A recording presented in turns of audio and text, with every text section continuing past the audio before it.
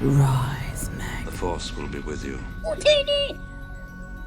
Hello my dear friends, and welcome back to another Star Wars news update. In today's video we're going to be talking about the Book of Boba Fett. We're going to start off by talking about everything we know, and then we're going to take a look at a very exciting new rumour. As always my dear friends, before I dive into the news, please may I ask you to hit that big red subscribe button down below, give that notification bell a tickle, and without any more jibber jabber, let's dive straight into it. So as I stated, this video is dedicated to the Book of Boba Fett. As such, we're going to take a look at everything we know so far. First of all, as it was announced at the end of the Mandalorian Season 2 finale, the Book of Boba Fett drops this December. The next thing we know is that it features Temuera Morrison reprising his role as Boba Fett and Ming-Na Wen as Fennec Shand. Now Fennec Shand will also make an appearance in the Bad Batch, which drops on May the 4th. The next thing we know is that the Book of Boba Fett is expected to be 4 episodes long, essentially making it a mini-series, but each one of those episodes is expected to be up to an hour long.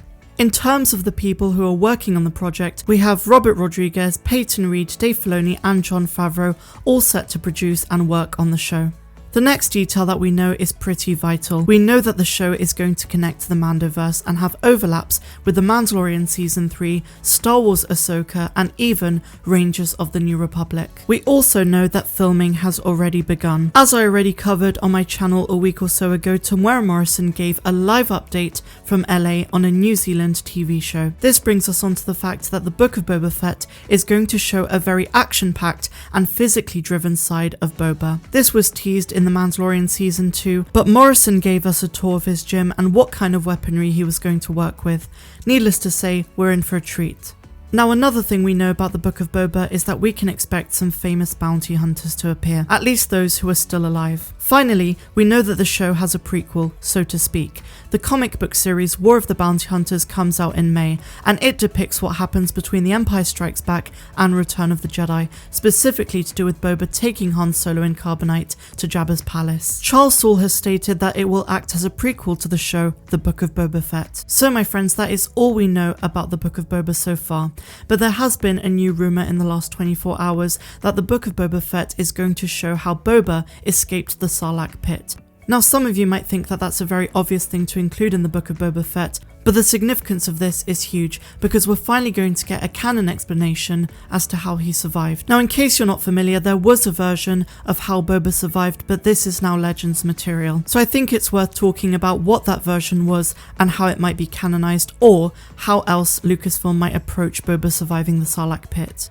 Boba Fett's survival comes from a short story, A Barb Like That, the tale of Boba Fett, written by J.D. Montgomery. It appeared inside an anthology book titled Tales from Jabba's Palace, alongside 19 other short stories, with Montgomery's narrative focused solely on Fett's escape from the Sarlacc. But of course the story was made non-canon with the rest of the EU, after Disney's acquisition of Lucasfilm. The short story follows Boba after he wakes up inside the belly of the Sarlacc, which has a strong hold of him with its tentacles. It doesn't help that the digestive system of the beast has severely damaged his Mandalorian armor. Boba soon discovers that he has a telepathic connection to past victims and begins to communicate with them. This leads him to talk to the Sarlacc's first victim, Suzejo, who has some level of control over the creature due to this connection. After the Sarlacc makes contact with Boba Fett's jetpack, the ensuing explosion is enough to allow Fett to wrangle himself free. Boba must then use grenades to blow a hole through the side of the Sarlacc so that he can escape. When The Mandalorian Season 2 Chapter 9 dropped, we saw Cobb Vanth wearing Boba's armor, and this indicated to us that we might even see a canonized version of how Boba escaped. Then when we saw a stripped down version of Boba right at the end of that episode, we knew at some point it would be explained on screen. Now we know the Book of Boba Fett is coming out, it's the perfect opportunity for them to give us a canonized version. And speaking of this, CBR have come up with 10 ways that Boba might have escaped. So I'm going to share them with you now, but please do bear in mind the fact that some of these are a bit far-fetched, but it's always fun to speculate in the world of Star Wars. So let's dive straight into it. The first way he might have escaped is by working with other victims. This first proposal obviously plays into the Legends version directly by stating that we could just get a canonized version of the Legends one. So let's move right past to the next one. The Tusken Raiders might have helped him. The Sand People were indigenous to Tatooine. They knew how to survive its harsh desert climate and its predators. Their knowledge of the Krayt Dragon made them integral in Din Djarin and Cobb Vanth's plan to kill it in the Mandalorian's first episode of Season 2.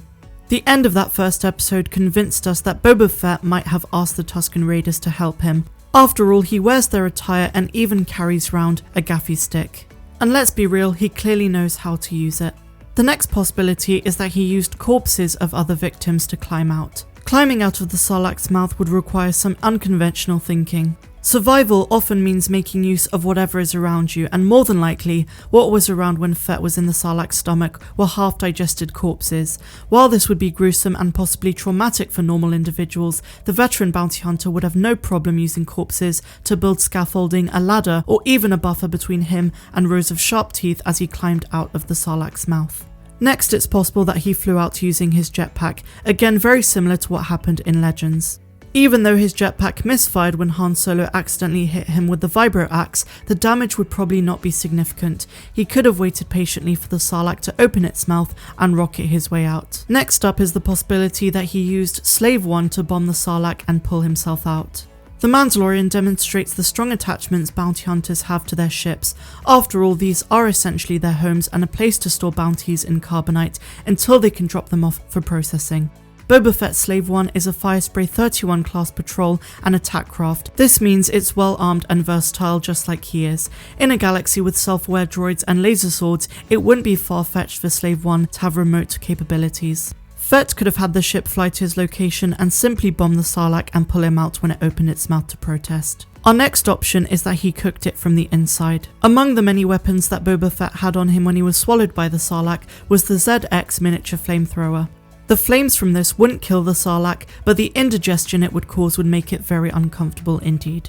I'm going to skip over this possibility because I think it's a bit ridiculous, but they're suggesting that Boba Fett is force sensitive and used the force to jump out. I refuse to believe this because it just spoils the whole Boba Fett story if true. Next up we have the option that he used his grappling hook to make the Sarlacc vomit. After this we have another far-fetched possibility that he found a lightsaber and used it to find his way out. And finally, he caught hold of something before he fell in. Boba Fett might have been able to grab hold of something inside the throat of the Sarlacc before being completely swallowed. Whether this was with his grappling hook, a vibroblade, or just his bare hands, Fett possesses the reflexes necessary to grab onto something at the last moment. From there, it would just be a case of flying out with the jetpack using the grappling hook, or even physically climbing out. So as you guys can see, there are so many possibilities and ways in which they can go with showing how Boba escaped the Sarlacc. I'm super hyped for the Book of Boba Fett. Let me know your thoughts in the comments down below, guys, and I really hope you enjoyed this one. If you did, be sure to subscribe, hit that like button, hit the bell, and do all of that good stuff down below. I'm Star Wars Meg, wishing you all a phenomenal rest of the day, no matter where you dwell in the galaxy. Have a good one.